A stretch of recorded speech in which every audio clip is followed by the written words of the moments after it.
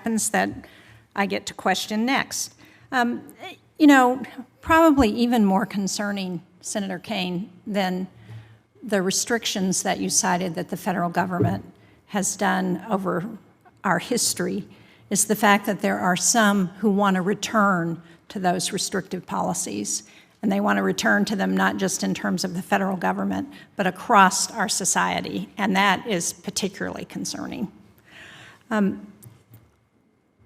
So thank you both very much for being here and for what you continue to do on an ongoing basis. Last December, more than 200 Foreign Service officers sent a letter to the department expressing concern about access to reproductive services for women serving the country abroad as an FSO or their family members. Can you talk about the impact of that access to comprehensive reproductive services is having on women who and their families who are interested in working for the State Department or USAID? Thank you for the question, Senator. I know that this is an issue. I know about the letter that was written and that our leadership has sent out reassuring messages to the workforce about the importance, and that our medical Bureau is looking to provide details about what is available and how support will be provided.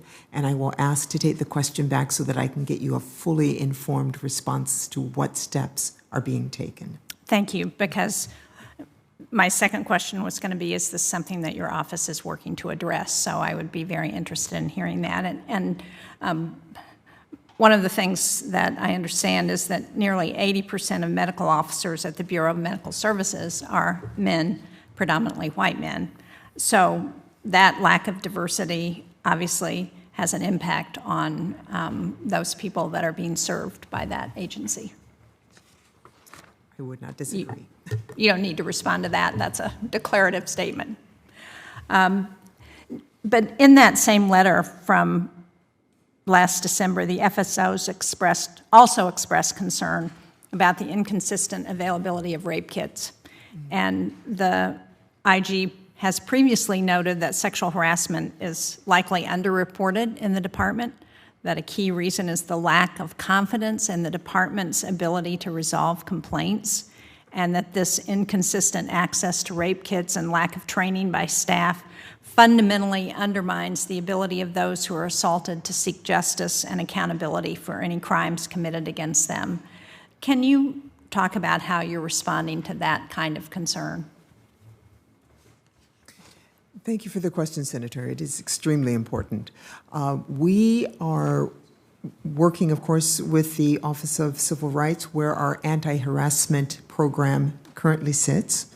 In my formal remarks, and I'll repeat now, we need more funding because we need investigators to move the investigations open, because we have informed our employees about the importance of reporting, of the importance of eliminating the behavior, but reports of harassment have gone up. So there is increased credibility that we're serious about this, but we need the money to increase the investigators so that we can get to the bottom and in the behavior. So, yes.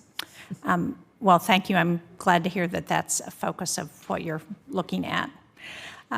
One of the initiatives that I know is not directly under either of your portfolios, but that I think is important and helps address the gender aspect of what we're trying to do when we talk about inclusion, is the Women, Peace, and Security Act, which was signed in 2017. And it asks us to prioritize policy making through a gender lens, particularly when it comes to national security. Can you, either of you, speak to whether your offices are looking at the WPS initiative and how that's being integrated in the State Department and USAID?